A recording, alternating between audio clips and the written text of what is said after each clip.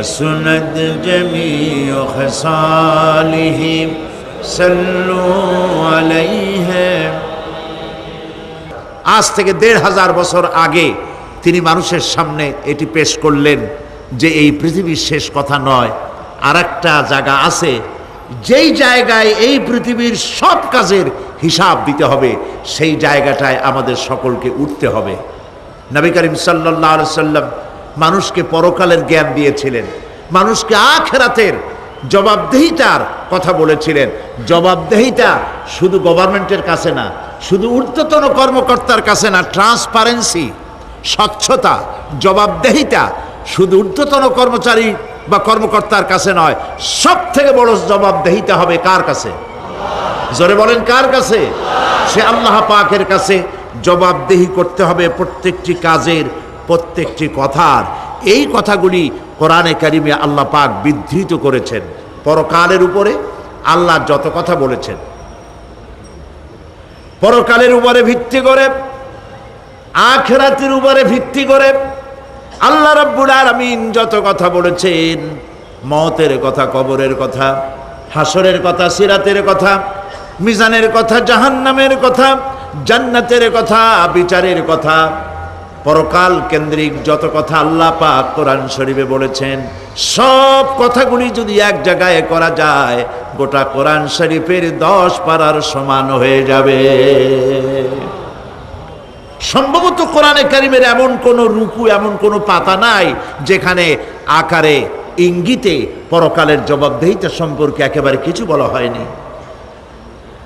এই পরকাল কেন্দ্রিক কথাগুলির কারণেই সেই জামানার চোর, ডাকাত, ছিনতাইকারী, ধর্ষণকারী সব হেদায়েত হয়ে গিয়েছিল, আর মানুষগুলি পৃথিবীর সর্বশ্রেষ্ঠ সম্মানিত জাতিতে পরিণত হয়ে গেছিল। ঠিক কিনা বলেন? সত্য কিনা বলেন? সন্ত্রাস বন্ধ করতে হলে নৈতিকতার সৃষ্টি করতে হবে, আর নৈতিকতার সৃষ্টি কোরআন ছাড়া আর কিছুতেই করতে পারে না। আমার শিক্ষাঙ্গনে, কলেজ, বিশ্ববিদ্যালয়, হাই স্কুলগুলিতে যে ধরনের মানুষ আজ তৈরি হচ্ছে, আপনারা কি লক্ষ্য করেছেন কি মানুষ হচ্ছে? দেখুন নবীজি কি বলেছেন।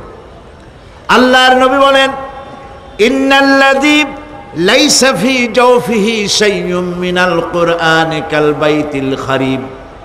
যেই স্মৃতির ভিতরে, যেই দেহের ভিতরে কোরআন নাই, ওই দেহটা একটা বিরান বাড়ির মতো, একটা পোড়ো বাড়ির মতো। যেই বাড়িতে মানুষ থাকে না, এটাকে বিরান বাড়ি বলে। তো যেখানে মানুষ থাকে না, এটা একটা বাড়ি কিন্তু মানুষ নাই, এই বাড়িতে কি থাকে বলেন তো? বলেন। এই কথার জবাবে প্রায় লোকেরা বলে যে ভূত থাকে। আপনারা এই বিষয়ে একেবারে নিশ্চিন্ত হন, পৃথিবীতে ভূত আর পেতনি বলে কিছু নেই। খামোখাই আপনারা ভয় পান, ভূত পেতনি নেই। যে ঘরে মানুষ নাই সেখানে চামচিকা থাকে, সেখানে বিচ্ছু থাকে, সাপ থাকে, সেখানে এই ধরনের সরীসৃপ এগুলি থাকে। এখন যেখানে যেই দেহের মধ্যে কোরআন নাই, সেই দেহটা বিরান বাড়ির মতো। আমাদের শিক্ষাঙ্গনগুলিতে এক সময় এর মনোগ্রামগুলিতে লেখা ছিল ইকরা বিস্মি রাব্বিকাল্লাযী খালাক, লেখা ছিল রব্বি জিদনি ইলমা, লেখা ছিল না? ছিল। 1972 সনে যারা ক্ষমতায় এলেন, তারা এসে আল্লাহর কোরআনের আয়াত দুটি তুলে ফেলে দিলেন। এটি কি মিথ্যে না সত্য? দেখুন কোরআনে কারিম এমনিতেই ওখানে পড়ানো হয় না, পরীক্ষায় পাশ করার জন্য 2-4টা আয়াত, 2-4টা হাদিস, আর তো কিছু নাই। একথা সত্য কিনা? মনোগ্রাম ছিল, কোরআনের আয়াত লেখা ছিল, এই কোরআনের আয়াত তুলে দেওয়া হলো। এখন কোরআন নাই। কোরআন নাই কি আছে? যেই দেহের ভিতরে কোরআন নাই, যে স্মৃতিতে কোরআন নাই, সেটা বিরান বাড়ির মতো। বিরান বাড়িতে বিচ্ছু থাকে, সাপ থাকে, কুইচা থাকে, সেখানে হিংস্র প্রাণী থাকে। যেখানে যে শিক্ষাঙ্গনগুলিতে কোরআন নাই, সেই শিক্ষাঙ্গনিতে ওই সব জিনিস থাকে যা বিরান বাড়িতে থাকে। কথা বুঝতে পেরেছেন? ফলে আমাদের শিক্ষাঙ্গনগুলি থেকে চাঁদাবাজ, মাস্তান, গুন্ডা, ধর্ষণকারী ইত্যাদি সাপ্লাই হচ্ছে, তবে সব না। একটা উল্লেখযোগ্য অংশ খারাপ হয়ে যাচ্ছে। এটা ঠিক কিনা বলেন? এই খারাপ যদি ভালো বানাতে চাই, নীতি নৈতিকতা ছাড়া, কোরআনের শিক্ষা ছাড়া, পরকালের জবাবদেহি তার চিন্তা ছাড়া আমরা আমাদের শিক্ষাঙ্গনকে বিডিআর দিয়া, পুলিশ দিয়া, আর্মি অপারেশন করে এই নীতি নৈতিকতার সৃষ্টি করা যাবে না। মানুষ ওজনে কম দেয়, খাদ্যে ভেজাল দেয়, জমিনের আইল ঠেলে, বউকে পর্দায় রাখে না, মিথ্যা কথা বলে, ওয়াদা খেলাপ করে, প্রতারণা করে, এই সব জিনিস আপনি বন্ধ করতে পারবেন না। ক্লিন হার্ট তো ভালো, এর থেকেও বড় কোনো অপারেশন যদি থাকে, সে অপারেশন করেও মানব গোষ্ঠীকে ভালো বানানো যাবে না। একটি জিনিসই মানুষকে ভালো করতে পারে, সেটা হলো আল্লাহর কাছে কিয়ামতের দিন জবাবদেহিতা। এই জবাবদেহিতার উপরে ভিত্তি করেই আমি আপনাদের সামনে কথা বলতে চাই, যদি আল্লাহ পাক আমাদেরকে তৌফিক দান করেন। আমরা বলি আমিন। কাফেরেরা তিনটি জিনিসের প্রথম জিনিসের সাথে তারা দ্বিমত খুব একটা করতে পারে নাই। তারাও জানতো যে আল্লাহ এক আছেন। তাদের যে দেবতাগুলি ছিল এ সম্পর্কে তাদের ধারণা ছিল যে দেবতাগুলিও ওই আল্লাহর তৈরি করা, তবে আল্লাহর কাজের এরা হলো অংশীদার। যেরকম গভর্নমেন্টের একজন প্রধানমন্ত্রী থাকে আর একজন প্রেসিডেন্ট থাকে, আর বিভিন্ন বিভাগে মন্ত্রীরা থাকে, আল্লাহর ওইভাবে রাষ্ট্র, আল্লাহ বা ভগবান বা গড, তারও এই বিশ্ব এগুলিকে পরিচালনা করার জন্য বিভিন্ন মন্ত্রণালয় আছে, আর ওই সব মন্ত্রণালয়গুলিতে আমাদের দেবতাগুলিকে এইভাবে শরীক করে রাখা তিনি রেখেছেন। এটা হলো তাদের ধারণা। দুই নম্বরে, নবী করিম সাল্লাল্লাহু আলাইহি ওয়াসাল্লামের রিসালাত সম্পর্কে তাদের এ ব্যাপারে তারা একমত হতে পারে নাই, কিন্তু নবী করিম সাল্লাল্লাহু আলাইহি ওয়াসাল্লাম মিথ্যা কথা বলেছেন নাউজুবিল্লাহ, এটা তারা ধারণা করতে পারতো না। কারণ 40টি বছর পর্যন্ত একটি মিথ্যে কথা তিনি বলেন নাই। সুবহানাল্লাহ বলেন। নবুয়তের আগ পর্যন্ত কোনো মিথ্যে কথা তার কাছ থেকে লোকেরা শোনে নাই। সুবহানাল্লাহ। সারা জীবনেও তিনি কোনো মিথ্যে কথা বলেন নাই। তৃতীয় যে বিষয়টি, এই বিষয় ছিল তাদের মারাত্মক প্রশ্ন, সেটাই আপনাদের সামনে আমি সূরা নাবা। নবী করিম সাল্লাল্লাহু আলাইহি ওয়াসাল্লাম বলেছেন, কেউ যদি দুনিয়ায় বেঁচে থেকে জীবিত চোখ দিয়ে পরকাল দেখতে চায়, পরকাল তো আমরা দেখতেছি না, কি বলেন? আমরা দেখতেছি? আমাদের কোন আত্মীয় স্বজন, মরা আত্মীয় স্বজন বেঁচে এসে ওই জগৎ সম্পর্কে আমাদেরকে কিছু বলতে পারতেছে? কেউ পারে না। কাজেই সেই পরকালটা কেমন হবে, নবী করিম সাল্লাল্লাহু আলাইহি ওয়াসাল্লাম বলেছেন, কেউ যদি দেখতে চায়, তাহলে দুনিয়ায় বেঁচে থাকা অবস্থায় কেউ যদি পরকাল দেখতে চায়, তাহলে সে যেন সূরা নাবা, সূরা নাজিআত, সূরা তাকবীর, সূরা আল ইনফিতার সে যেন পড়ে, তাহলে কিয়ামত তার চোখের সামনে ভেসে উঠবে। সুবহানাল্লাহ। আল্লাহ পাক বলছেন, আম্মা ইয়াতাসাআলুন, তারা কি সব ব্যাপারে জিজ্ঞাসাবাদ করছে? আনিন নাবাইল আযীম, সেই মহা ব্যাপারটি, সেই মহা খবরের ব্যাপারেই কি তারা এসব প্রশ্ন করছে?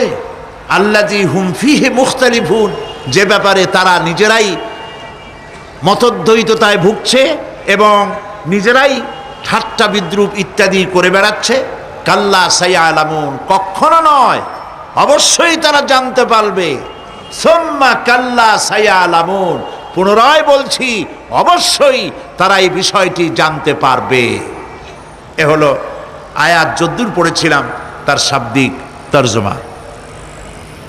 এরা আম্মা ইয়াতাসাআলুন আনিন নাবাইল আযীম, নাবাইল আযীম বলতে কিয়ামত এবং পরকালকে বুঝায়। ইয়াতাসাআলুন বলতে জিজ্ঞাসাবাদ, পরস্পর পরস্পরকে তারা জিজ্ঞাসা করত, কি ভাই আমরা নাকি মরে যাব, তারপর নাকি জিন্দা হব, এটা কেমন কথা? আল্লাযী হুম ফীহি মুখতালিফুন, যে বিষয় নিয়ে তারা পরকালের বিষয়টি নিয়ে পরস্পর পরস্পরে ঠাট্টা করত, বিদ্রুপ করত। পরকাল সম্পর্কে অবিশ্বাসী যারা ছিল তাদের প্রশ্নগুলো কিরকম ছিল, কোরআনে কারীম তা বিধৃত করছে। প্রিয় ভাই সব, কোরআন কোনো গোপন কিতাব নয়। আল্লাহ পাক কোনো জিনিস গোপন রাখেন নাই, সব জিনিসকে মানুষের সামনে স্পষ্ট করে দিয়েছে। সুবহানাল্লাহ বলেন। কিন্তু এখানে একটা দুঃখ আছে, সেটা হলো এই যে কোরআন শরীফ সম্পর্কে আমাদের মুসলমানদের একটি গ্রুপ, একটি দল, তারা বলে বেড়ান যে কোরআন তো আসলে আমরা বুঝবো না, আমরা হলাম পাবলিক, কোরআনের আমরা বুঝবো কি, এগুলি সব আলেম ওলামাদের কাম, আমরা বুঝবো না। আসেন আমাদের অন্যরা কি বলে, হুজুররা কি বলে দেখি, সেই সব বইপত্র পড়ি। প্রিয় ভাই, সব বুজুর্গরা মুরব্বীরা যে কথা বলেন সে কথা যে সঠিক তা বোঝার জন্যই তো কোরআন প্রয়োজন। কোরআনই যদি না বুঝলেন তাহলে তারা আপনাদেরকে বিভ্রান্ত করছে কিনা সেটা তো আপনি বুঝতে পারবেন না। কথা ঠিক কিনা বলেন? এখন কোরআন বোঝা যারা বলেন যে এটা কোরআন বোঝা সহজ নয়, কঠিন, আমার চিন্তায় এই লোকগুলি, এই বিশাল একটি গ্রুপ, একটি দল শয়তানের বড় রকমের ওয়াসওয়াসার ভিতরে তারা নিমজ্জিত হয়ে গেছে।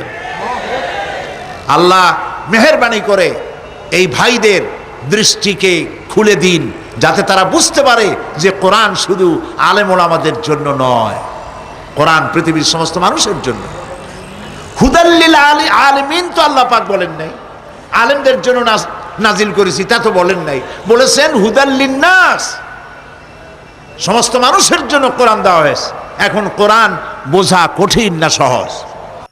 এই প্রশ্নের জবাবে আল্লাহ রাব্বুল আলামিন, আমরা প্রশ্ন করব, আমাদের প্রশ্ন করার অনেক আগে আল্লাহ রাব্বুল আলামিন সূরা কামারের ভিতরে একটি প্রশ্নের জবাব 4 বার দিয়েছেন। আল্লাহ পাক বলেছেন, ওয়া লাকাদ ইয়াসসারনাল কুরআনা লিযিকর ফাহাল মিন মুদ্দাকির। আল্লাহ পাক বলেন, আমি আল্লাহ অবশ্যই কোরআনকে মুখস্থ করার জন্য আর কোরআন বোঝার জন্য মানুষের কাছে আমি সহজ করে দিয়েছি। ফাহাল মিন মুদ্দাকির, আছে কে কেউ এর থেকে উপদেশ গ্রহণ করার? 4 বার আল্লাহ পাক বলেছেন সূরা কামারের ভিতরে, অবশ্যই কোরআন আমি বোঝার জন্য সহজ করে দিয়েছি। সুবহানাল্লাহ বলেন। আমরা বুঝতে চাই না, তাহলে বুঝবো কি করে? বুঝতে চাইলেই তো আমরা বুঝতে পারবো, চেষ্টা করলেই বুঝতে পারবো। কোরআনে কারীমের এই সূরাটির দিকে লক্ষ্য করে আল্লাহ পাক বলছেন, কাফেরেরা এটা বিশ্বাস করতো না, বিশ্বাস না করে তারা কি সব প্রশ্ন উঠাইতো, সেই প্রশ্নগুলো আল্লাহ পাক তুলে ধরেছেন। আরেকটি জিনিস লক্ষ্য করুন, আল্লাহর চাইতে শক্তিধর পৃথিবীতে কেউ আছে? আকাশে কেউ আছে? কোথাও কেউ আছে? কেউ নাই। আল্লাহরে অস্বীকার করছে একদল লোক, বলতেছে মানি না।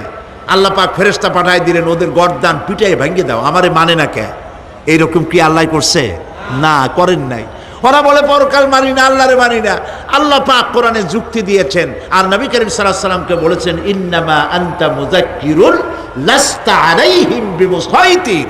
হে নবী, উপদেশক করে আপনাকে পাঠিয়েছি, আপনাকে লাঠি চার্জ করার জন্য পাঠাই নাই। আপনি দারোগা নন, আপনি প্রচারক, মানুষকে উপদেশ দিন সুন্দর সুন্দর ভাষায়। উদউ ইলা সাবিলি রাব্বিকা বিল হিকমাতি ওয়াল মাউইজাতিল হাসানা, মিষ্টি মিষ্টি ভাবে, সুন্দরভাবে, সুকৌশলে মানুষকে ভালো ভালো কথাগুলি সুন্দর করে বুঝিয়ে দিন। সুবহানাল্লাহ বলেন। এখন এই কাফেররা বলছে পরকাল বুঝি না, এগুলা কেমনে হয়? আমরা অস্বীকার করি, মানি না। আল্লাহ পাক সাথে সাথে ফেরেশতা দিয়ে কারো ঘাড় মটকান নাই, কিন্তু পারতেন না? পারতেন না? আরে ভাই বলেন না কেন, পারত কি না? অবশ্যই পারতেন, কিন্তু তা করেন নাই। প্রত্যেকটি কথা যুক্তি দিয়ে, হাজারো যুক্তি দিয়ে আল্লাহ পাক বুঝাইছেন। সুবহানাল্লাহ। কাফেরেরা প্রশ্ন করল, তারা বলতো আমাদের এই জীবন শেষ, মৃত্যুর পরে আমাদের আর নতুন করে ওঠা লাগবে না। ওরা বলতো, ইন্না হাউলানি লায়াকুলুনা ইন হিয়া ইল্লা মাউতাতুনাল উলা ওয়া মা নাহনু বিমুনশারিন। তারা বলতো এই জীবনটাই আমাদের শেষ, এইখানে আমরা মৃত্যু ছাড়া, আমাদের এই জীবন ছাড়া আর কিছুই নাই, আর আমাদেরকে পুনরুত্থিত করা হবে না। পরিষ্কার তারা বলতো যে আমাদেরকে পুনরুত্থিত করা হবে না। এরপরে তারা আরো বলতো, মা নাদরি মাস-সাআতু ওয়া নাযুন্নু ইল্লা যান্না ওয়া মা নাহনু বিমুস্তাইকিনিন। নিন। নিন। নিন নিন নিন নিন নিন নিন নিন নিন নিন নিন নিন নিন নিন নিন নিন নিন নিন নিন নিন নিন নিন নিন নিন নিন নিন নিন নিন নিন নিন নিন নিন নিন নিন নিন ওরা বলতো কিয়ামত কি জিনিস তা আমরা জানি না, আমরা বুঝি না, আমরা শুধু অনুমান করি মাত্র, আর আমাদের বিশ্বাস হলো আমাদেরকে কখনোই উঠানো হবে না, পুনরুত্থিত আমরা হব না। প্রিয় ভাই সব, এইভাবে তারা পরকালকে অস্বীকার করার কথাগুলি তারা বলতো। কাফেরেরা প্রশ্ন তুলতো, আমরা আর আমাদের মৃত্যুর পরে আর আমাদেরকে জিন্দা করা হবে না। আখিরাতের জীবন সম্পর্কে কাফেরেরা আরো বলতো, ওয়াকালু আইযা কুন্না ইযামান ওয়া রুফাতান আইন্না লামাবউসুনা খালকান জাদীদা। তারা বলতো যে আমরা মরে যাওয়ার পর আমাদের গোশতগুলি মিশে যাবে, হাড্ডি গুড্ডিগুলি পচে যাবে, এরপরে আমাদেরকে নতুন করে চিন্তা করা হবে। এটা মাথার মধ্যে ঢোকে না, কি আশ্চর্য ধরনের কথাটা হবে কি করে? কাফের বেঈমানেরা আরো নানা ধরনের প্রশ্ন তারা করত। তারা বলতো, আইদা মিতনা ওয়া কুন্না তুরাবান যালিকা রাজউম বাঈদ। আমরা মাটিতে মিশে যাব, তারপরেও কি আমাদেরকে চিন্তা করা হবে, আমাদেরকে আবার উঠানো হবে? এটা তো বুদ্ধির, এটা চিন্তার বাইরের কথা, এটা তো মানতে পারি না। আসলে কাফেরদের এই বক্তব্য অনুযায়ী পরকালের জীবন বুদ্ধি বহির্ভূত নয়। ওরা যে বলে যে এটা আমাদের বুদ্ধিতে কুলায় না, আসলে তারা বুদ্ধি খাটায় নাই। কাফের তো বুদ্ধি খাটায় নাই। যেমন আমাদের ইউনিভার্সিটিতে ঢাকা বিশ্ববিদ্যালয়ে একজন ছিল, হ্যাঁ আমি নাম নাই নিলাম, আপনারা তো বুঝে ভালাইছেন। সে কয় যে পরকাল বিশ্বাস করি না, বিয়ে টিয়া মানি না, মরা এটা হইতে পারে কিন্তু মরার পরে আরেকটা জীবন হবে, ওইখানে হিসাব হবে, বিচার হবে, এই সমস্ত মানি না। এর থেকে আমি মরার পর হ্যাঁ মানে গোসল করাইও না, কাফন পরাইও না, জানাজা মানাজা এগুলি আমি বিশ্বাস করি না। নাউযুবিল্লাহ। কত বড় কপাল পোড়া, কত বড় কপাল পোড়া! ও মরার পর তার এই চিন্তা সম্পর্কে যখন আমি জানতে পেরেছি, আমার ধারণা হয়েছে ওই লোকটার উপরে আমার খুব দুঃখ হয় না। যেরকম কত কাফের আসছে, কত নাস্তিক আসছে, বিদায় হয়ে গেছে, এগুলো কোনো ব্যাপার না দুনিয়ার ইতিহাসে। সব থেকে বড় ব্যাপার হলো এই লোকটি বাংলা বিভাগে বছরের পর বছর, যুগের পর যুগ শিক্ষকতা করেছে ঢাকা বিশ্ববিদ্যালয়ে। সে কত সোনার টুকরা ছেলেকে কয়লার খড়ি বানায় দিয়েছে। এই জন্য বিশ্ববিদ্যালয়ে যারা চাকরি করে সরকারের দেখা উচিত কাদেরকে চাকরি, সেখানে শিক্ষকতা করার জন্য কাদেরকে নিয়োগ করা হচ্ছে, তারা নামাজি কিনা, তারা পরিষ্কার কিনা, তারা জেনাকার কিনা, তারা মদ খায় কিনা, তারা শয়তানি করে কিনা, দেখে শুনে ভালো মানুষ দেওয়া উচিত। মরে গেল, তারপরে তাকে রাখা হলো ডায়াবেটিক সেন্টারের মারিচুয়ারি ডিপ ফ্রিজের মধ্যে। তিনি বলে গেলেন, আমি মরার পর আমাকে মেডিকেল কলেজে পাঠায় দিও, তারা আমারে কাটা ছেঁড়া করিয়া তারপরে অপারেশন শিখবে। তো তার নসিহত অনুযায়ী তাই করা হলো, ওসিয়ত অনুযায়ী। যখন মেডিকেল কলেজের ছেলেরা টের পেল যে ওই নাস্তিকরা আনতেছে মেডিকেল কলেজে অপারেশন করে আমাদের শেখাবার জন্য, তারা বললো আল্লাহর হস্তে মাপ চাই, এই শয়তানের এদিকে আনবেন না। কারণ সারা জীবন সে আল্লাহরে মানে নাই, অস্বীকার করেছে। পরে কাটা ছিঁড়া করে আমরা যদি কিছু শিখি তো তাই দিয়া যে রুগী ভালো হবে, অপারেশন করলে সেটাও মরবে। সুতরাং মাপ চাই, ফিরাইয়া এখন ওইটার কি অবস্থা হয়েছে আমি জানি না, লেটেস্ট নিউজ জানি না কোথায় আছে। যদি এখন কবর তো কপালে হইল না, এখন যদি রাস্তাও ভালায় দেয়, আমাদের দেশে কুত্তাও খাবে না। কারণ কুত্তাগুলি আমাদের দেশে এত অভদ্র না যে এত পচা বাসি লাশ খাবে, ওদেরও একটা রুচি টুচি আছে। প্রিয় ভাই সব, এদের চিন্তা, এদের বুদ্ধি হলো, এদের বুদ্ধি সীমিত বুদ্ধি। আর আল্লাহ কোরআনে বুদ্ধির কথা বলেন নাই, আল্লাহ বলেছেন জ্ঞানের কথা। আর ওরা হলো বুদ্ধিজীবী। ওরা কি জীবী কন? বুদ্ধিজীবী। আচ্ছা আপনারা একটা প্রশ্নের জবাব দেন তো, দুনিয়ার সব থেকে বড় বুদ্ধিজীবী কেডা? মাশাআল্লাহ, আপনাদের ওয়াজ না শুনাইলেও হবে, আপনারা তো জানি ফেলাইছেন সব। সব থেকে বড় বুদ্ধিজীবীর নাম হলো শয়তান, আর সব থেকে বড় জ্ঞানীর নাম হযরত আদম আলাইহিস সালাম। মানুষের মধ্যে সর্বপ্রথম তাকে জ্ঞান দান করেছিলেন। সুবহানাল্লাহ। আল্লাহ পাক কোরআনের মধ্যে কোথাও বলেন নাই যে আমি বুদ্ধি দিছি। আল্লাহ পাক বলেছেন ওয়া আল্লামা আদামাল আসমাআ কুল্লাহা, আমি আদমকে সমস্ত জিনিসের জ্ঞান দিয়েছি, নামগুলা শিখাইছি। সুবহানাল্লাহ। ওয়ালাকাদ আতাইনা লুকমানাল হিকমা, আমি লোকমানকে জ্ঞান দান করেছি। ওয়ালাকাদ আতাইনা দাউদা ওয়া সুলাইমানা ইলমা, আমি দাউদ আর সুলাইমানকে কি দিছি? বুদ্ধি দিছি। কি দিছি? জ্ঞান দান করেছি। ইব্রাহিম আলাইহিস সালাম বলেছেন, হে আমার আব্বা, হে আমার পিতা, আমার কাছে এমন জ্ঞান এসছে যে জ্ঞান আপনার কাছে নাই। ফাত্তাবিউনি আহদিকা সিরাতান সাবিয়্যা, আপনি আমার অনুসরণ করেন, আমি আপনাকে সোজা রাস্তায় উঠাই দেব। সুবহানাল্লাহ। আমার কাছে এমন ইলম আসছে। কোরআনে কারিমে আল্লাহ রাব্বুল আলামিন বুদ্ধি শেখো, আল্লাহর কাছে বুদ্ধি কামনা করো, এটা তিনি এক জায়গাও বলেন নাই। বলেছেন আমার কাছে দোয়া চাও, রব্বি জিদনি ইলমা। পড়েন সবাই, রব্বি জিদনি ইলমা। আবার বলেন, রব্বি জিদনি ইলমা। আয় আল্লাহ, তুমি আমার জ্ঞান বৃদ্ধি করে দাও। শয়তান ছিল বুদ্ধিজীবী, আদম আলাইহিস সালাম ছিলেন জ্ঞানী। শয়তান শুদ্ধা। আল্লাহ পাক যখন সকলকে বললেন উসজুদু লিআদামা, সবাই মিলে আদমরে সেজদা দাও, ফাসাজাদু, সবাই মিলে সেজদা করলো, ইল্লা মিস্টার ইবলিস সেজদা করলো না। আবা ওয়াস্তাকবারা ওয়া কানা মিনাল কাফিরিন, কপাল পুড়লো, জম্মের পোড়া। এখন ও যে বুদ্ধিজীবী, দুনিয়ার বড় বুদ্ধিজীবী, দেখেন অবস্থা। আল্লাহ পাক জিজ্ঞেস করলেন, ইবলিস রে, আমার হুকুমটা তুই মানলি না কেন? কোন জিনিস তোরে বাধা দিল আমার হুকুম অমান্য করতে? মানলি না কেন? ও তখন, ও তো বুদ্ধিজীবী, বুদ্ধির আশ্রয় নিয়েছে।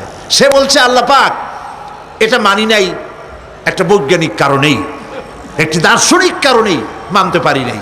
কারণ হচ্ছে খালাকতানি মিন নার ওয়া খালাকতাহু মিন তিন, তারে বানাইছো মাটি দিয়া, আমারে বানাইছো আগুন দিয়া, আনা খায়রুম মিনহু, আমি ওর থেকে অনেক ভালো। নাউযুবিল্লাহ।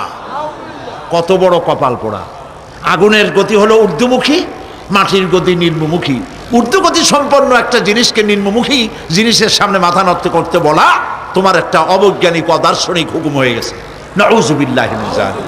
আল্লাহ পাক বললেন, ইন্নাকা রাজিম, মরদুদ, বিতাড়িত, সব আমল বরবাদ করে দিলাম। দেখেন, অপরাধ শয়তান করেছে, অপরাধ আদম আলাইহিস সালামও করেছে। একজন অপরাধ করে শয়তান হয়ে গেল, আর একজন অপরাধ করে আল্লাহর পয়গম্বর হয়ে গেলেন। সুবহানাল্লাহ বলবেন না? কেন? কারণ হলো শয়তান বুদ্ধিজীবী, বুদ্ধির আশ্রয় নিল। আদম আলাইহিস সালাম তিনি বুদ্ধির আশ্রয় নেন নাই, তিনি আকলের, তার জ্ঞানের কাছে তিনি আশ্রয় নিয়েছেন। অর্থাৎ তিনি চিন্তা করতেছিলেন যে আল্লাহ পাক আমাকে নিষেধ করলেন একটা গাছের কাছে যেতে, আমিও গেলাম, বউও গেল, যা নিষেধ করলেন সেটা করলাম। এখন যদি আল্লাহ আমারে প্রশ্ন করেন যে আমার হুকুম অমান্য করলা কেন, কি জবাব দেব? আদম আলাইহিস সালাম জবাব খুঁজে পাচ্ছিলেন না। কিন্তু আমি ওই আয়াত তেলাওয়াত করার পর সর্বপ্রথম সেই ছাত্র জীবনে আমি চিন্তা করলাম জবাবটা একটা দিতে উনি পারতেন। ছাত্র মানুষের মধ্যে তো নানান চিন্তা আসে, তো আমার চিন্তা আসলো উনি একটা জবাব তো দিতে পারতেন, আমাদের আবাল বাসার একটা জবাব তো দিতে পারতেন, এই যে আল্লাহ পাক সবই ঠিক আছে, অপরাধ আমি করেছি, ভুল আমি করেছি, কিন্তু আমার এটা জানতে ইচ্ছে হয় জান্নাতের সমস্ত নাজ নেয়ামত আমার জন্য তুমি জায়েজ করে দিলা, যে গাছটার কাছে যাওয়া যাবে না, ফল খাওয়া যাবে না, এরকম একটা গাছ জান্নাতের মধ্যে বানাইয়া আমারই বিপদে ভালাইলা কেন? এরকম একটা জবাব তিনি দিতে পারতেন, কিন্তু তিনি দেন নাই। কারণ তিনি বুঝতে পেরেছেন মহাশক্তিধর আকাশ আর জমিনের মালিক আল্লাহ রাব্বুল আলামিনের সামনে আর্গুমেন্ট চলে না, তার সামনে আর্গুমেন্ট চলে না, সারেন্ডার চলে, আত্মসমর্পণ করা চলে। হযরত আদম আলাইহিস সালাম কোন আর্গুমেন্টের কাছে গেলেন না, কেঁদে কেঁদে অস্থির হয়ে যাচ্ছেন। আল্লাহ রাব্বুল আলামিন যখন প্রশ্ন করবেন, আদম রে আমার হুকুম ভাঙলি কেন, অমান্য করলি কেন, কি জবাব দেব? আর ঠিক সেই মুহূর্তেই রব্বুল আলামিন প্রশ্ন করলেন, আদম রে আমার হুকুম অমান্য করলে কেন? হযরত আদম আলাইহিস সালাম কোনো বুদ্ধির আশ্রয় না নিয়া তার জ্ঞান তাকে বলে দিল, আল্লাহ তাকে কালেমা শিখাই দিলেন। উদ্বুদ্ধ হয়ে তিনি আল্লাহ রাব্বুল আলামিনের সামনে মাথা নত করে দিয়ে বললেন, রব্বানা যালামনা আনফুসানা ওয়া ইল্লাম তাগফির লানা ওয়া তারহামনা লানাকুনান্না মিনাল খাসিরিন।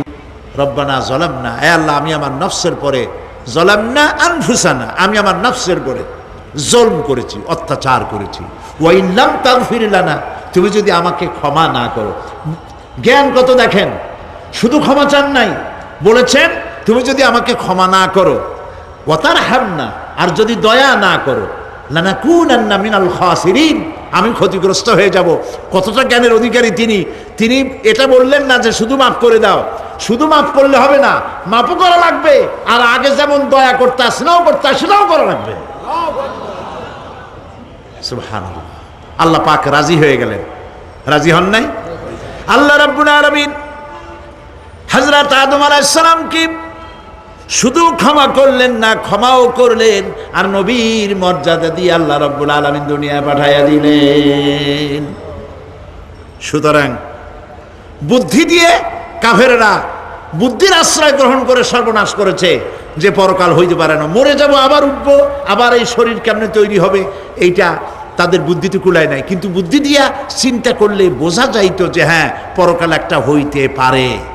আর একটা কথা বলি, সেটা হলো এই, বহুত মানুষ আছে পরকাল বিশ্বাস করে না। আছে না এমন? আছে। এখন আমরা বিশ্বাস করি পরকাল, আমরা কারা কারা বিশ্বাস করি হাত উঁচু করে দেখান তো। আলহামদুলিল্লাহ বলি, বলেন আলহামদুলিল্লাহ।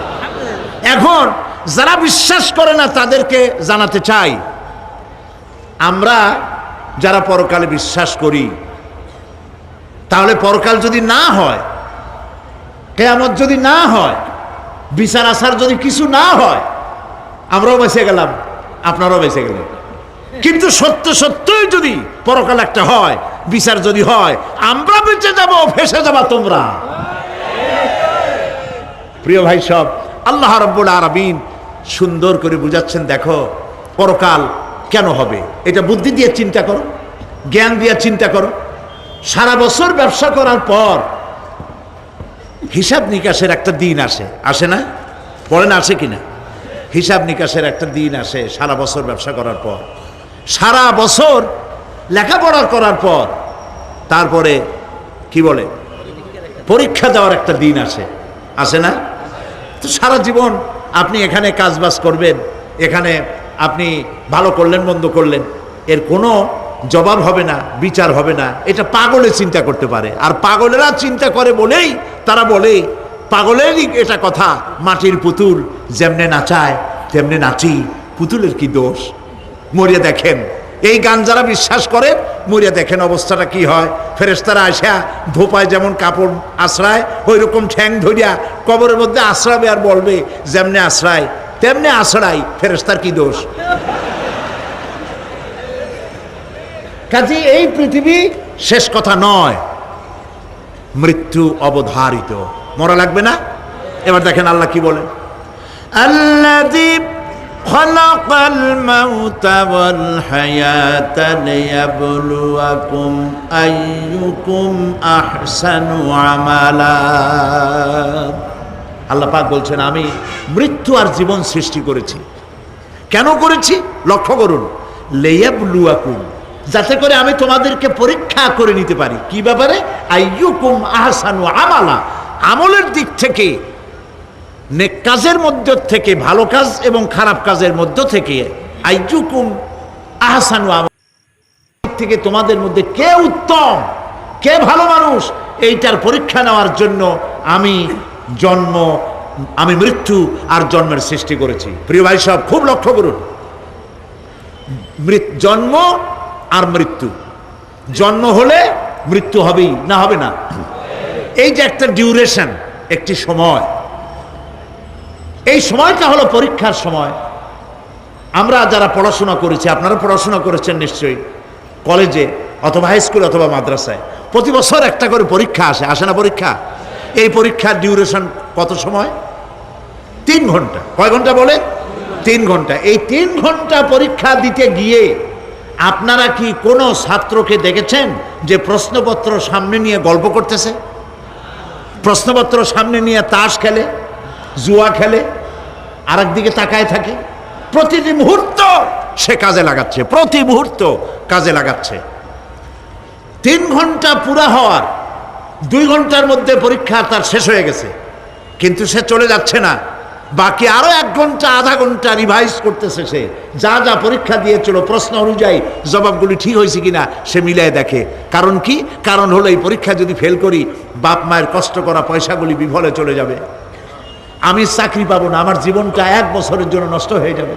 এই জন্য সে এত খাটাখাটনি করে পরীক্ষায় ভালো ফল করার জন্য সে পরীক্ষা দেয়, এবং পরীক্ষার রেজাল্ট এই পৃথিবীতেই হয়।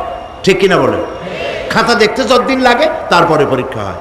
খুব লক্ষ্য করুন, আমাদেরও একটা পরীক্ষা চলতেছে এই পৃথিবীতে, সকলে।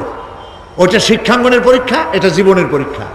এই যে ওর পরীক্ষার ডিউরেশন, সময়কাল 3 ঘন্টা, আর আমাদের পরীক্ষার, সমস্ত মানুষের পরীক্ষার সময়কাল হলো জন্ম থেকে শুরু করে মৃত্যু পর্যন্ত। এর মধ্যে বালেগ হওয়া পর্যন্ত সময়টা কনসিডারেবল, ক্ষমার যোগ্য। 15 বছর 12 বছর বালেগ হইতে যে কয় বছর লাগছে, এইটা যা করছেন যা বলছেন সব মাপ। কিন্তু বালেগ হওয়ার পরের থেকে নিয়ে মৃত্যু পর্যন্ত যা যা করবেন সমস্ত কাজের হিসাব আল্লাহর কাছে দিতে হবে। একটা প্রশ্ন করি আপনাদের কাছে, রাগ করবেন না তো? বলবেন যে কথা বলতে তো আপনি আসছেন, আমাদের দিয়ে খাটান কেন, এরকম চিন্তা করবেন না তো? প্রশ্নটা হচ্ছে, বলেন তো দেখি, পৃথিবীর মধ্যে সব চাইতে মূল্যবান জিনিস, দামি জিনিস কোনটা? হ্যাঁ, ইখতিলাফ হয়ে গিয়েছে, ইখতিলাফ হয়েছে। কেউ বলেছে যৌবন, কেউ বলেছে কোরআন, কেউ বলেছে ইসলাম। আর যারা বেশি বুদ্ধি রাখে তারা খামোশ, তারা কথা বলে নাই। কোনটা কইয়া কোন জ্বালা চুপ করে থাকাই ভালো। সব থেকে মূল্যবান জিনিসের নাম সময়। সব থেকে মূল্যবান জিনিসের নাম কি? এবার বলেন, এই পৃথিবীর মানুষ সব থেকে অপচয় করে কোন জিনিসে? সময়। সময়ের অপচয় আমরা যা করি। বাড়িতে আজকে রাত্রে ক্যালকুলেটর, কম্পিউটার, ক্যালকুলেটর না থাকে যদি কাগজ কলম হাতে নেন। জীবনের 15 বছর বাদ দেন, এখন আপনার বয়স এখন যা, এই বয়সে প্রতিদিন ওই যৌবন প্রাপ্তির পর থেকে নিয়ে এই পর্যন্ত প্রতিদিন টেলিভিশনের সামনে নাটক দেখার জন্য, সিনেমা দেখার জন্য, ন্যাশনাল জিওগ্রাফি দেখার জন্য, ডিসকভারি দেখার জন্য, স্পোর্টস দেখার জন্য প্রতিদিন কয় ঘন্টা টিভির সামনে আপনি বসেন। এরপরে আপনি এগুলিকে সপ্তাহে কয় ঘন্টা হয়, মাসে কয় ঘন্টা হয়, বছরে কয় ঘন্টা হয়। বয়স এখন আপনার 50 বছর, 15 বছর বাদ দেন, 35 বছর হিসাব করেন কয় বছর আপনি টেলিভিশনের সামনে বসা ছিলেন। আমার কথা কি মাথায় ঢুকছে? কয় বছর টেলিভিশন আর সিনেমা হলে বসা ছিলেন? চায়ের দোকানে গল্প করতে গিয়ে, আড্ডা মারতে গিয়ে কতটা সময় নষ্ট করেছেন? রবীন্দ্রনাথ, যতীন্দ্রনাথ, যোগীনাথ, তারপরে শরৎচন্দ্র, এই সমস্ত এই নাম মনে আসলো। কবি, সাহিত্যিক, ঔপন্যাসিক, নাট্যকার, তাদের বইপত্র, গল্পের বই, ভূতের গল্প, এই সমস্ত গল্পের বই পড়িয়া জীবনে কতটা সময় নষ্ট করেছেন। সবগুলি এক জায়গায় করেন, সবগুলি এক জায়গায় করেন, এরপরে আপনার চোখ ছানা বড় হয়ে যাবে। দেখতে পাবেন আপনার জীবনের উল্লেখযোগ্য 35 বছরের কম করে হলেও 20 বা 25 বছর অপচয় হয়ে গেছে, নষ্ট হয়ে গেছে। ইন্না লিল্লাহি ওয়া ইন্না ইলাইহি রাজিউন। জীবনের সব থেকে মূল্যবান সময়গুলি নষ্ট করে ফেলেছি আমরা। আল্লাহ পাক বলেছেন, পরীক্ষা নেওয়ার জন্যই এই পৃথিবীতে দিয়েছিলাম। এখন ওর পরীক্ষার, ছাত্রের পরীক্ষার সময় 3 ঘন্টা, রেজাল্ট আউট হবে এখন। আর আপনার আমার পরীক্ষা মৃত্যুতে, জন্ম থেকে শুরু মৃত্যু পর্যন্ত, কিন্তু রেজাল্ট এখানে আউট হবে না। রেজাল্ট আউট হবে কোথায়? কিয়ামতের দিন। কোথায় হবে? হতেই হবে কিয়ামতের দিন। সেদিন এই পৃথিবীতে যারা ভালো কাজ করবে, ভালো কাজের জন্য আল্লাহ পুরস্কার দিবেন, আর মন্দ কাজ যারা করবে তাদের জন্য তিরস্কার তারা পাবেই। এই জন্য বিচার কিয়ামত হওয়া, বিচার হওয়া, এটা বিবেকের দাবি, এটা জ্ঞানের দাবি। যারা বুদ্ধিজীবী দাবি করে কপাল পোড়া, এরা এটা বোঝে না, এদের মাথার মধ্যে এটা ঢোকে না। ঠিক কিনা বলে? প্রিয় ভাই সব, কিয়ামত হবে এবং কিয়ামতে আল্লাহর দরবারে আমাদের সকলকে উঠতে হবে, এতে কোনো সন্দেহের অবকাশ নেই। এবার দেখেন আল্লাহ পাক এবার যুক্তি দিয়ে বুঝাচ্ছেন। সুবহানাল্লাহ বলেন। তোমরা যারা বলো যে মরে যাব, পচে যাব, মাটির সাথে মিশে যাব, আবার জিন্দা হব কেমনে? আল্লাহ বলে কেমনে জিন্দা হবা বুঝাই। সুবহানাল্লাহ বলেন।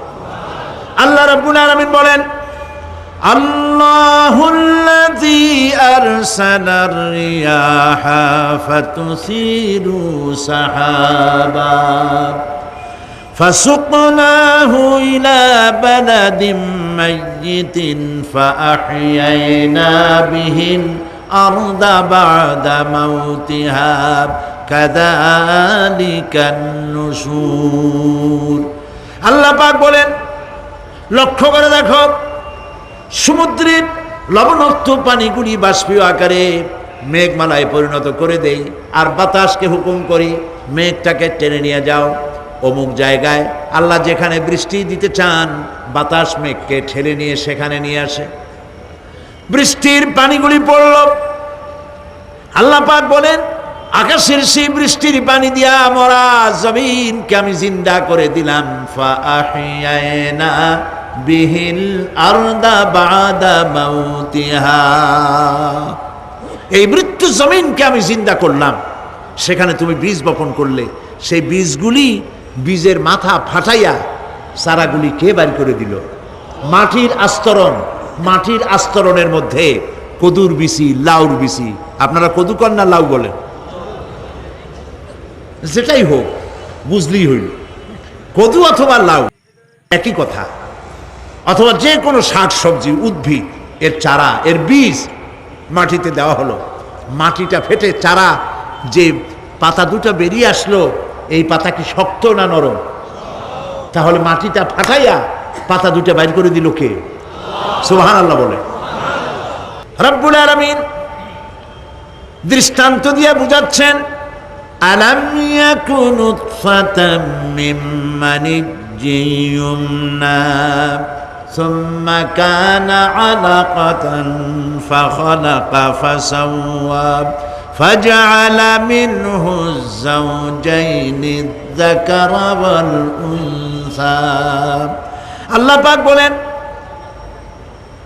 মানুষকে নিকৃষ্টতম মাতৃগর্ভে নিক্ষিপ্ত এক ফোঁটা পানি ছিল না, আমি তার থেকে আকার আকৃতি দিয়ে সুগঠিত করে মানুষের আকার দান করেছি, আর মায়ের পেটের ভিতরে আমি নারী আর পুরুষ বানাইছি, কন্যা সন্তান এবং পুত্র সন্তান বানাইছি। সুবহানাল্লাহ কর।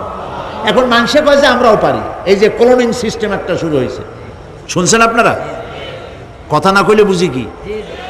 ক্লোনিং পদ্ধতি।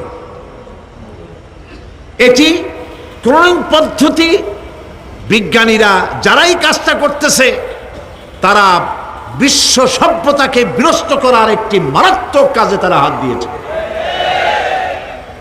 ক্লোনিং পদ্ধতিতে যে যা কিছু তৈরি হয়, এর আগে ভেড়ার বাচ্চা হয়েছে, ছাগলের বাচ্চা বানাইছে, সেগুলি তার মায়ের মতোই হয়েছে অথবা পিতার মতো হয়েছে।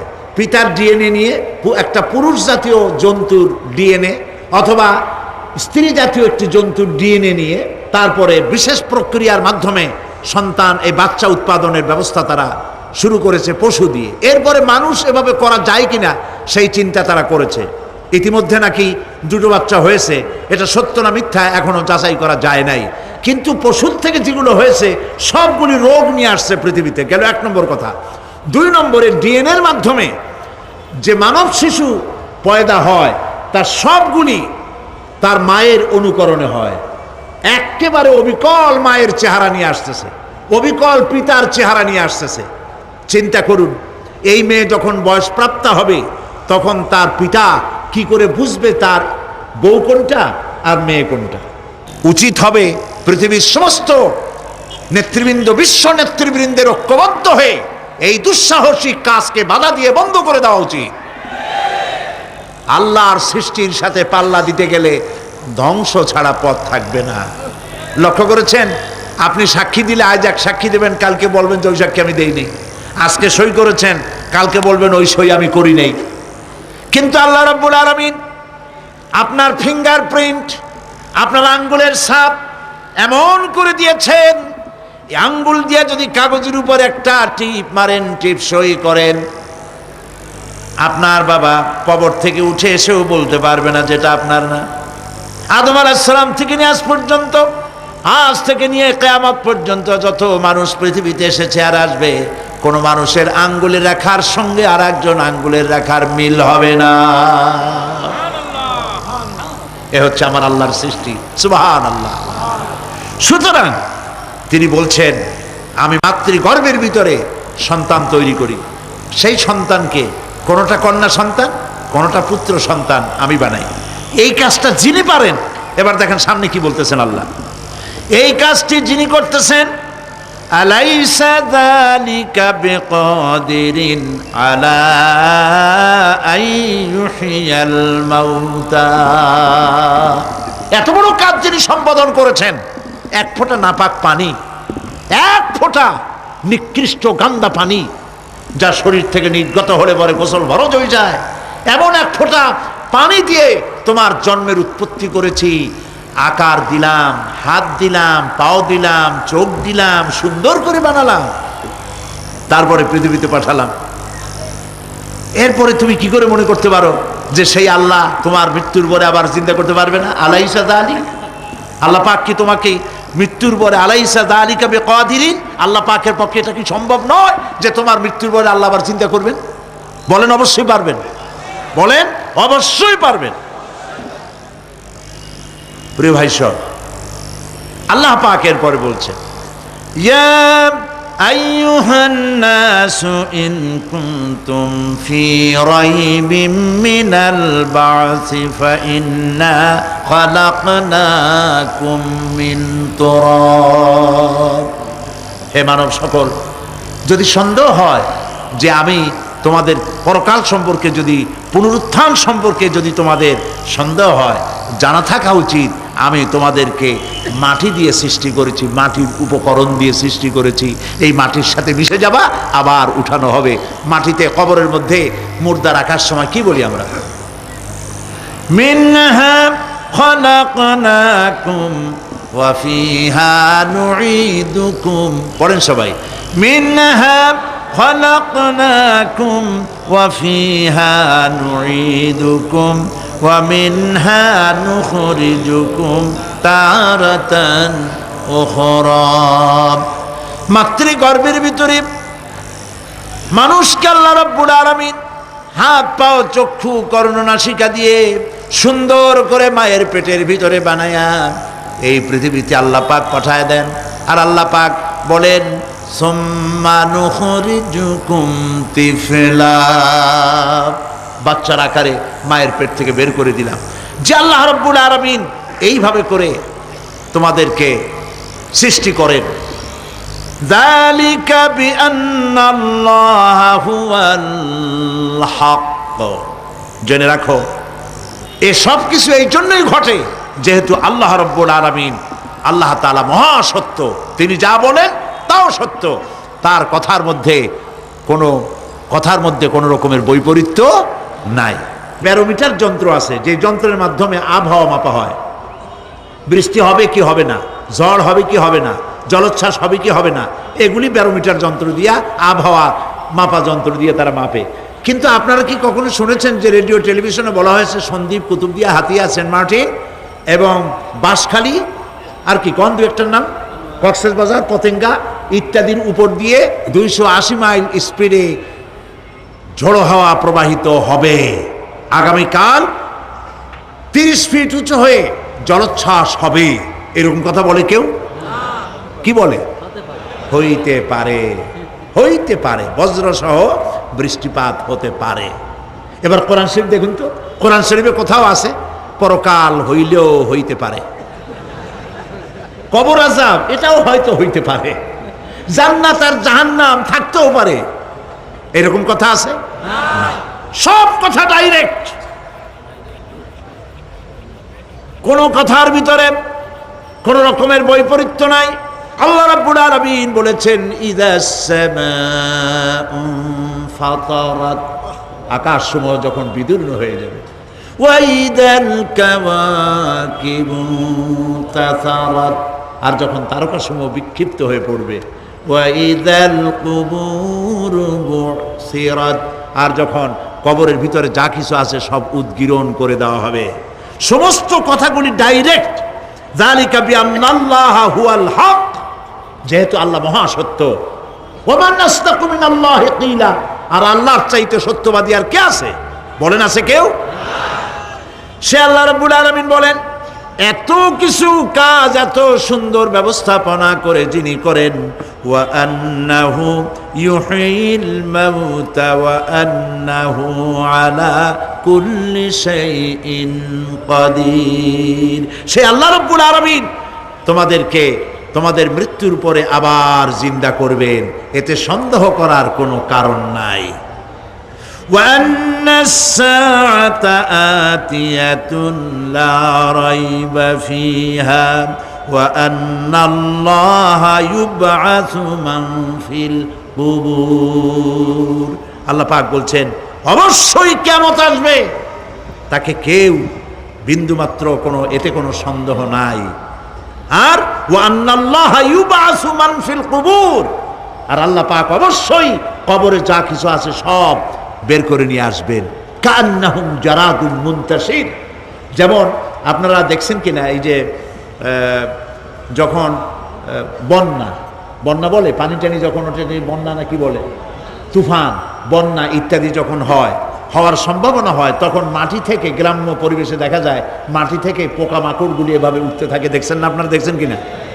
পাখাওয়ালা পিঁপড়াগুলি এইভাবে সব উঠতে থাকে। কান্নাহুম জারাদুম মুনতাশির, এইভাবে করে পোকামাকড় পতঙ্গগুলি যেভাবে মাটি থেকে উদ্গত হতে থাকে, সমস্ত খবরগুলি থেকে মানুষগুলি এভাবে উদ্গত হয়ে যাবে।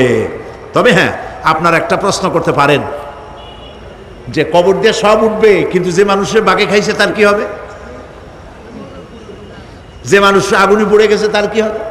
যে নদীর মধ্যে ডুবে গেছে তার কি হবে? যে কুমিরের পেটে চলে গেছে তার কি হবে? এরকম একটা প্রশ্ন আপনারা করতে পারেন। কবর কাকে বলে সেটা আমাদের জানতে হবে।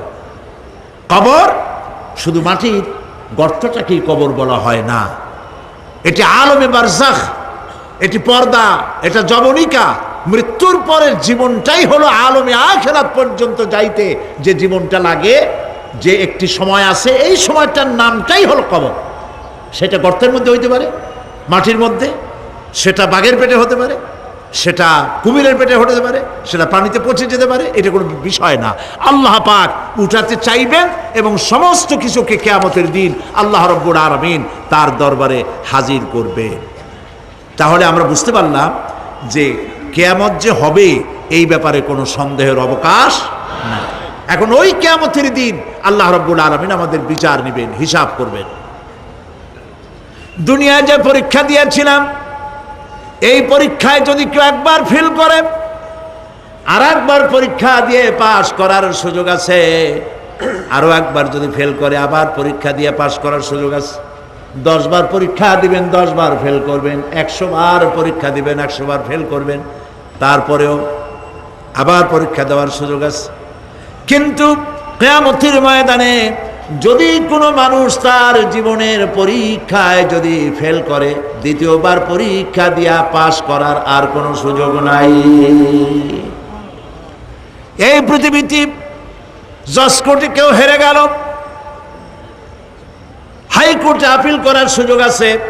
হাইকোর্টে যদি হেরে যায়, সুপ্রিম কোর্টে কেস করে জেতার সুযোগ আছে, আপিল করার সুযোগ আছে। সুপ্রিম কোর্টেও হেরে গেল, প্রেসিডেন্টের কাছে জীবন ভিক্ষা চাওয়া যাইতে পারে। কিন্তু কিয়ামতে, আখিরাতে, আদালতে, ওই জায়গায় মানুষ যদি একবার তার জীবনের মামলায় হেরে যায়, দ্বিতীয়বার আপিল করার আর কোনো জায়গা নাই। কঠিন জায়গা, সেই জায়গা হবে এবং সেখানে সবাইকে উঠতেই হবে। সুতরাং এই যে প্রশ্ন করা হয় যে এই কিয়ামত কবে হবে, এটা বিশ্বাস করি না, হ্যান ত্যান ইত্যাদি, মরলে আবার জিন্দা করবে কে, এইসব প্রশ্নের কোনো দাম নাই। আল্লাহ পাক এই ব্যাপারে আরেকটি কথা বলছেন, ইয়াসআলুনাকা কাআন্নাকা হাফিয়্যুন আনহা কুল ইন্নামা ইলমুহা ইনদাল্লাহ ওয়ালাকিন্না আকসারান নাসি লা ইয়ালামুন। হে নবী, এরা আপনার কাছে এই প্রশ্নটা করে এইভাবে যে কিয়ামত কবে আসবে, মনে হয় যেন আপনি এটা জানেন। এই ইলম কিয়ামত কবে হবে মনে হয় যেন আপনি এটা জানেন, সেই জন্য তারা এই প্রশ্নটা করছে। আসলে কুল ইন্নামা ইলমুহা ইনদাল্লাহ, কিয়ামত কবে হবে এটা কে জানেন? ওয়ালাকিন্না আকসারান নাস লা ইয়ালামুন, অবশ্যই অধিকাংশ মানুষের এইটা জানে না। কিয়ামত কবে হবে এটা একমাত্র আল্লাহ পাক জানেন। পরকালের জীবন যে হবে এতে কোনো সন্দেহ নাই, সেই ব্যাপারে আল্লাহ পাক বলছেন, আআনতুম আশাদ্দু খালকান আমিস সামাউ বানাহা। তোমরা যে পুনরুত্থান সম্পর্কে অস্বীকার করো, এবার চিন্তা করো, তোমারে বানানো কঠিন না ওই মহা আকাশটা বানানো কঠিন? কোনটা কঠিন বলেন না আপনারা, কোনটা কঠিন? আপনারা একটু তাকায় দেখেন তো, এই যে বিশাল প্যান্ডেল, এই প্যান্ডেলে খুঁটি আছে না নাই? আছে কি না? কতগুলা খুঁটি গুনতে আপনার আধা ঘন্টা খানেক সময় লাগবে, ঠিক না? এই একটা প্যান্ডেল বানাতে যদি এতগুলি খুঁটি লাগে, তাহলে বিশাল আকাশে যদি এই রকম খুঁটি লাগতো আকাশটারে ঝুলায় রাখার জন্য, তাহলে চিন্তা করেন তো, খুঁটির জ্বালায় গাড়ি চালানো যাইতো? আছে কোনো খুঁটি? জোরে বলেন, আছে? নাই। ওই আকাশটাকে আল্লাহ পাক বলছেন, আনতুম আশাদ্দু খালকান আমিস সামাউ বানাহা। তোমারে বানানো কঠিন না ওই বিশাল আকাশ বানানো কঠিন? কোনটা কঠিন ছিল? তো ওই আকাশটা বানানোই তো আল্লাহ পাকের কাছে সহজ হয়ে গেছে। তাহলে তোমারে একবার বানাইয়া যে একবার বানাতে পেরেছেন তিনি আবার জিন্দা করতে পারবেন না, এই চিন্তা কেন করো? আল্লাহ রাব্বুল আলামিন কোরআনে কারীমের ভিতরে পরিষ্কার করে বলেছেন, ওরা বলে, কাফের বেঈমানেরা বলে, ক্বালা মান ইউহয়িল ইযামা ওয়া হিয়া রামীম। আমাদের হাড় গোড় যখন পচে যাবে, গলে যাবে, কে আমাদের জিন্দা করবে? জবাবে আল্লাহ পাক বলেন, হে নবী আপনি বলুন, কুল ইউহয়িয়াল্লাযী আনশাহা আউওয়ালা মাররা। আপনি বলে দিন যে আল্লাহ রাব্বুল আলামিন একবার তোমাকে সৃষ্টি করেছেন, প্রথমবার যিনি সৃষ্টি করেছেন, দ্বিতীয়বার মৃত্যুর পরে আবার তিনি জিন্দা করবেন। কেন বিশ্বাস করো না? সুতরাং এই যে আল্লাহ পাক মানুষকে জীবন দিয়েছেন, এই জীবনের পরে মৃত্যু, মৃত্যুর পরে আবার আমাদের সকলকে উঠতে হবে এবং আল্লাহ পাকের দরবারে আমাদেরকে উপস্থিত হতে হবে। এই কথাগুলি যারা অস্বীকার করে, পরকাল যারা মানে না, তাদের সম্পর্কে আল্লাহ পাক বলছেন, والذين كذبوا بآياتنا ولقاء الآخرة حبطت أعمالهم। আল্লাহ পাক বলেন, যারা পরকালকে অস্বীকার করেছে, আখিরাত যারা মানে না, তাদের জিন্দেগীর সকল আমলগুলিকে আল্লাহ পাক বরবাদ করে দিবেন। পরকালের বিশ্বাসের উপরে ভিত্তি করেই মানুষের চরিত্র ভালো হইতে বলেন পারে। একটা দৃষ্টান্ত দেই, একটা দৃষ্টান্ত। এই যে যারা চুরি করে, ডাকাতি করে, সন্ত্রাস করে মানুষ মারে, সন্ত্রাসগুলি করে কি জন্যে? এদের ধারণা নাই যে আল্লাহ পাক আমাদেরকে উঠাইতে পারবে, আমাদের মৃত্যু হবে। পরকালের চিন্তা নাই বলেই তারা এই কাজটা করে।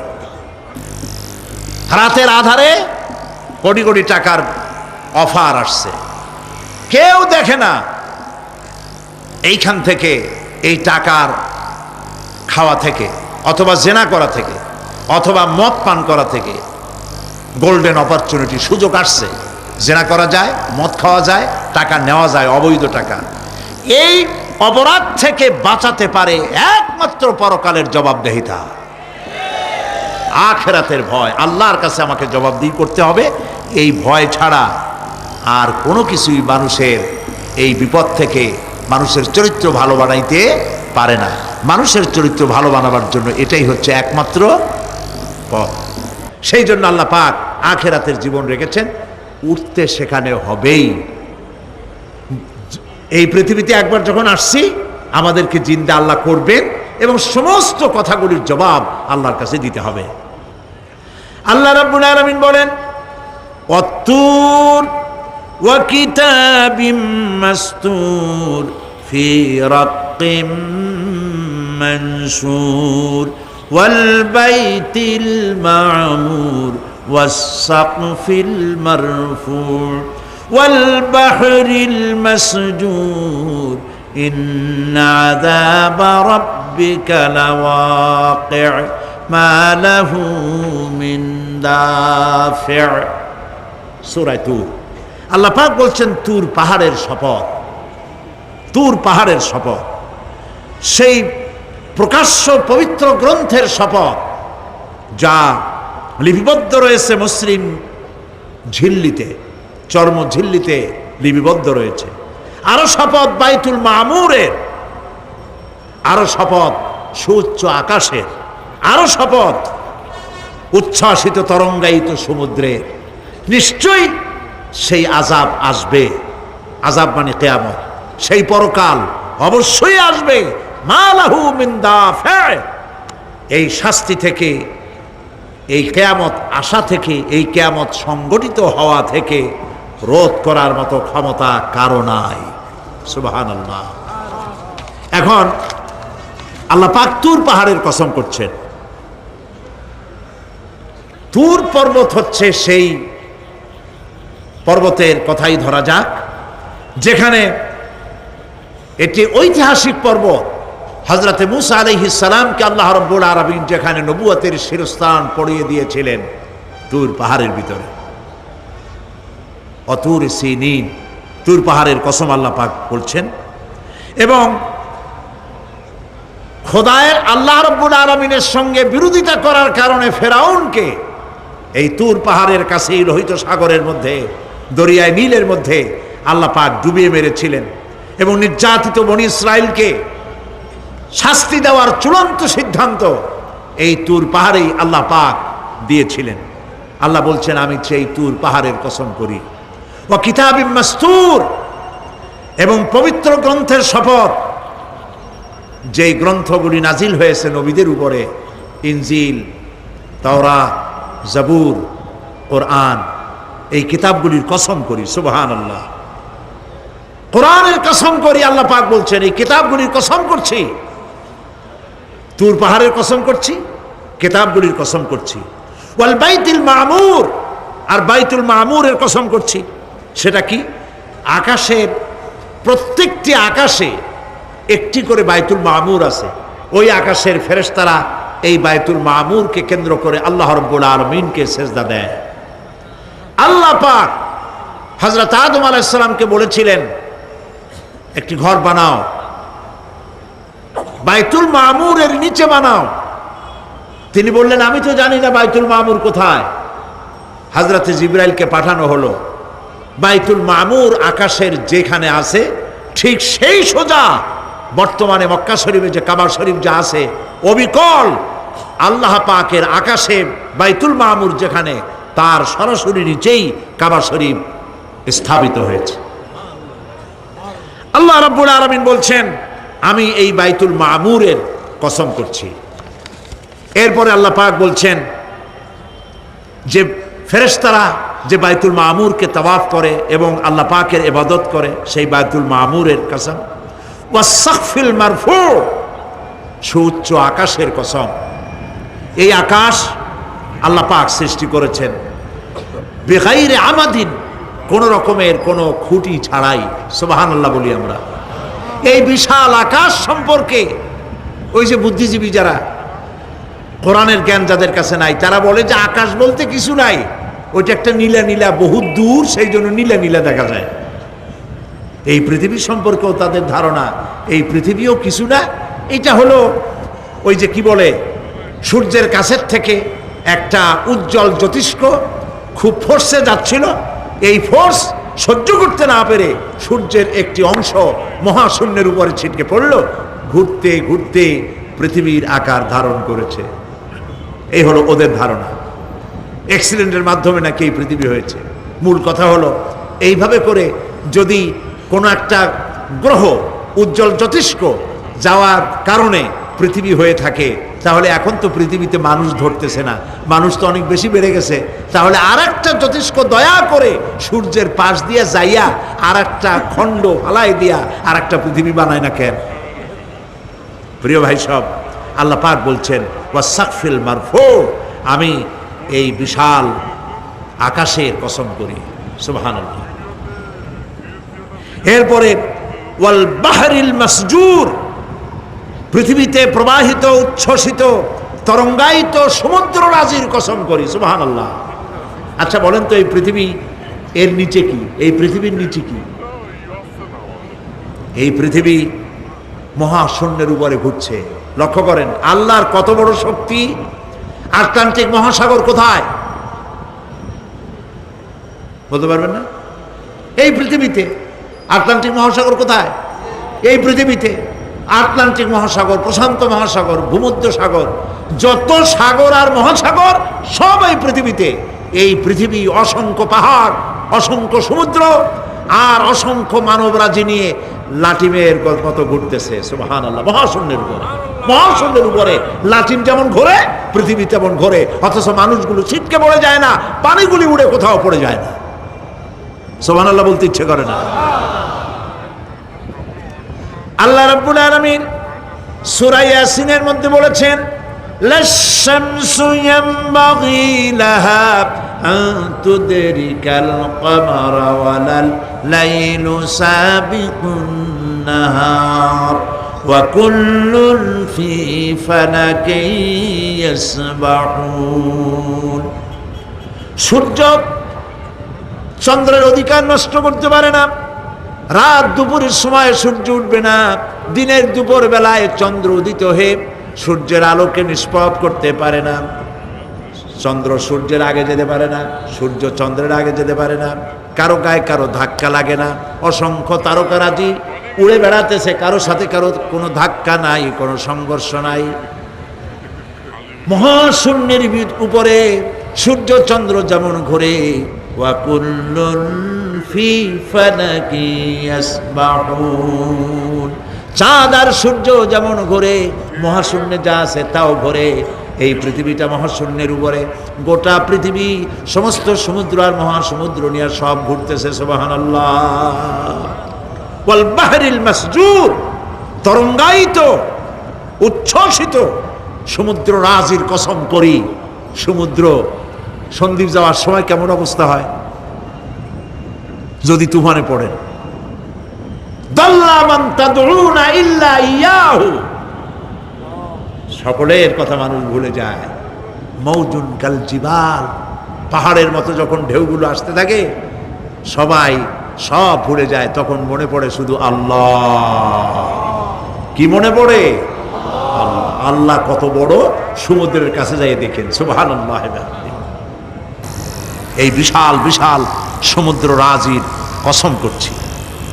এতগুলি কসম করে আল্লাহ পাক কোরআনে কারিমের মধ্যে বলছেন, দেখো এই সব জিনিসগুলি আমি সৃষ্টি করেছি, আর এই জিনিসগুলির কসম করে বলছি সেই পরকাল অবশ্যই অনুষ্ঠিত হবে, সেই আযাব আসবে।